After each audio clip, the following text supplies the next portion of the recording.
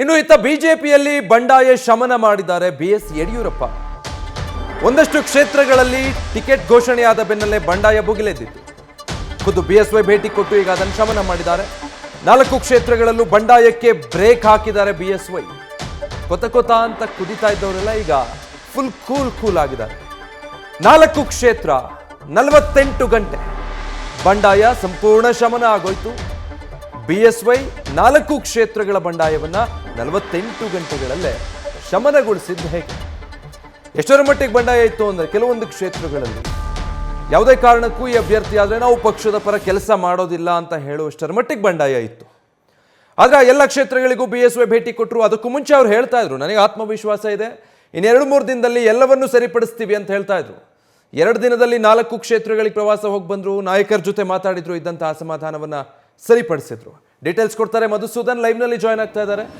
Madhusudan, almost BSY ಹೇಳ್ತಾನೆ ಬರ್ತಾ ಇದ್ರು, ಅಂದ್ರೆ ಶಿವಮೊಗ್ಗ ಒಂದನ್ನು ಬಿಟ್ರೆ ಯಾವೆಲ್ಲ ಕ್ಷೇತ್ರಗಳಲ್ಲಿ ಈಗ ಬಂಡಾಯ ಇತ್ತೋ ಅದು ಸರಿ ಹೋಗುತ್ತೆ, ನಾವು ಸರಿಪಡಿಸ್ತೀವಿ, ವಿಶ್ವಾಸ ಇದೆ ಅಂತ ಅಂದುಕೊಂಡ ಹಾಗೇನೆ 48 ಗಂಟೆಯಲ್ಲಿ 4 ಕ್ಷೇತ್ರ ಎಲ್ಲ ಕೂಲ್ ಆಗಿದ್ದಾರೆ. ಹೀಗೇಗಿದೆ ಕ್ಷೇತ್ರಗಳಲ್ಲಿ ವಾತಾವರಣ? ನಿಜಕ್ಕೂ ವಿಜಯ್, 4 ಕ್ಷೇತ್ರ 48 ಗಂಟೆ ಅರ್ಥಾತ್ 2 ದಿನಗಳಲ್ಲಿ 4 ಕ್ಷೇತ್ರಗಳಲ್ಲಿ ಇದ್ದಂಥ ಬಂಡಾಯವನ್ನು ಸಂಪೂರ್ಣವಾಗಿ ಕ್ಲಿಯರ್ ಮಾಡಿ ಕೂಲ್ ಆದಂಥ ವಾತಾವರಣವನ್ನು ನಿರ್ಮಾಣ ಮಾಡೋದ್ರಲ್ಲಿ BS ಯಡಿಯೂರಪ್ಪರ ಪಾತ್ರ ಬಹಳ ದೊಡ್ಡದಾಗಿದೆ. ತುಮಕೂರು JC ಮಾಧುಸ್ವಾಮಿ ಅವರು ಬಂಡಾಯ ಎದ್ದಿದ್ರು, ಯಾವುದೇ ಕಾರಣಕ್ಕೂ ನಾನು ವಲಸೆ ಬಂದಂಥವ್ರಿಗೆ ಕೆಲಸ ಮಾಡೋದಿಲ್ಲ, ನಾನು ಪಕ್ಷ ಬಿಟ್ಟು ಹೋಗಲ್ಲ, ಬಟ್ ನಾನು ತಟಸ್ಥವಾಗಿ ಇರ್ತೀನಿ ಅಂತ ಹೇಳ್ತಾ ಇದ್ರು. JC ಮಾಧುಸ್ವಾಮಿ ಅವರಿಗೆ ಕೇವಲ ಒಂದೇ ಒಂದು ದೂರವಾಣಿ ಕರೆಯ ಮೂಲಕ ಅವರ ಬಂಡಾಯವನ್ನು ಶಮನಗೊಳಿಸಿದ್ದಾರೆ ಯಡಿಯೂರಪ್ಪನವರು. ಇದು ಮೊದಲನೇ ಕ್ಷೇತ್ರ. ಎರಡನೇದು ಕೊಪ್ಪಳ. ಖುದ್ದು ಕರಡಿ ಸಂಗಣ್ಣ ಅವರು ಹಾಲಿ ಸಂಸದರು, ಅವರಿಗೆ ಟಿಕೆಟ್ ಮಿಸ್ ಆದಂಥ ಹಿನ್ನೆಲೆಯಲ್ಲಿ ತಮ್ಮ ಬೆಂಬಲಿಗರನ್ನ ಜೊತೆಗೂಡಿಸ್ಕೊಂಡು ಬಂಡಾಯ ಎದ್ದಿದ್ರು. ಅವ್ರನ್ನ BJP ಕಚೇರಿಗೆ ಕರೆಸಿ ಅಲ್ಲೇ ಮಾತುಕತೆ ಆಡೋದ್ರ ಮೂಲಕ ಬಂಡಾಯವನ್ನು ಶಮನಗೊಳಿಸಿದ್ದಾರೆ. ಕರಡಿ ಸಂಗಣ್ಣ ಸದ್ಯದ ಮಟ್ಟಿಗೆ ಕೂಲ್ ಆಗಿದ್ದಾರೆ. ಪ್ರಚಾರಕ್ಕೆ ಹೋಗ್ತಾರಾ ಇಲ್ವಾ ಕಾದು ನೋಡಬೇಕು. ಯಾವಾಗ ಗಾಲಿ ಜನಾರ್ದನ್ ರೆಡ್ಡಿ ಅವರ ಎಂಟ್ರಿ ಆಯಿತೋ ಅಫ್ಕೋರ್ಸ್ ಕರಡಿ ಸಂಗಣ್ಣ ಅವರು ಕೂಲ್ ಆಗಲೇಬೇಕಾದಂಥ ವಾತಾವರಣ ನಿರ್ಮಾಣ ಆಗಿ ಹೋಯಿತು. ಮೂರನೇದು ದಾವಣಗೆರೆಯ ಒಂದಷ್ಟು ನಾಯಕರು BJPಯ ಪ್ರಧಾನ ಕಚೇರಿ ಜಗನ್ನಾಥ ಭವನಕ್ಕೆ ಬಂದರು, ಮಾತುಕತೆ ಆಡಿದ್ರು.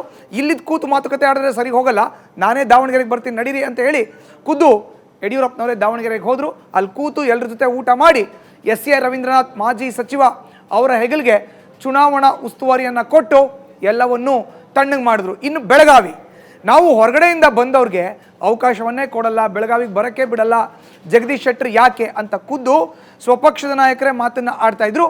ಅಲ್ಲಿಗೂ ಕೂಡ ಯಡಿಯೂರಪ್ಪನವರೇ ಹೋದರು, ಎಲ್ಲರ ಜೊತೆ ಕೂತರು, ಮಾತುಕತೆ ಆಡಿದ್ರು. ಬಟ್ ಒಂದು ಅಚ್ಚರಿ ಏನು ಅಂದರೆ ಯಡಿಯೂರಪ್ಪನವ್ರು ಬರ್ತಾರೆ ಅಂತ ಹೇಳಿದ ತಕ್ಷಣ ಎಲ್ಲ ನಾಯಕರು ಹೋಗಿ ಯಡಿಯೂರಪ್ಪನವ್ರನ್ನ ತುಂಬು ಹೃದಯದ ಸ್ವಾಗತ ಮಾಡಿಬಿಟ್ರು. ಈ ಮೂಲಕ ಅಲ್ಲಿ ಎದ್ದಿದ್ದಂಥ ಬಂಡಾಯ ಕೂಡ ಹೋಯಿತು. ಇನ್ನು ಬೀದರ್ಗೆ R ಅಶೋಕ್ನ ಕಳಿಸಿ ಅಲ್ಲಿ ಬಂಡಾಯವನ್ನು ಶಮನ ಮಾಡಿದ್ರು. ಈ ರೀತಿ ರಾಜ್ಯದ ಯಾವೆಲ್ಲ ಕ್ಷೇತ್ರಗಳಲ್ಲಿ ಬಂಡಾಯ ಎದ್ದಿತ್ತೋ ಅದನ್ನು ಯಡಿಯೂರಪ್ಪನವ್ರು ಕ್ಲಿಯರ್ ಮಾಡ್ತಾ ಇದ್ದಾರೆ. ವಿಶೇಷ ಏನು ಅಂದರೆ 4 ಕ್ಷೇತ್ರ ಕೇವಲ 48 ಗಂಟೆಯಲ್ಲಿ ಮಾಡಿದ್ದು. ಲಾಸ್ಟ್ ಪಾಯಿಂಟ್ ಒಂದು ಆ್ಯಡ್ ಮಾಡೋದಾದರೆ, ಇನ್ನು ಬಂಡಾಯ ಎದ್ದಿರೋ ಅಂತ ಅತ್ಯಂತ ದೊಡ್ಡ ಕ್ಷೇತ್ರ ಯಾವುದು ಅಂದರೆ ಅದು ಶಿವಮೊಗ್ಗ. ಅದಕ್ಕೆ ಹೈಕಮಾಂಡ್ ನಾಯಕರು ಎಂಟ್ರಿ ಕೊಡ್ತಾರೆ ಅನ್ನೋ ಒಂದು ಮಾಹಿತಿ ಲಭ್ಯ ಆಗಿದೆ. Vijay, okay, thank you Madhusudan. News First ನಿರ್ಭೀತಿಯಿಂದ ನಿಮ್ಮ ಪರವಾಗಿ.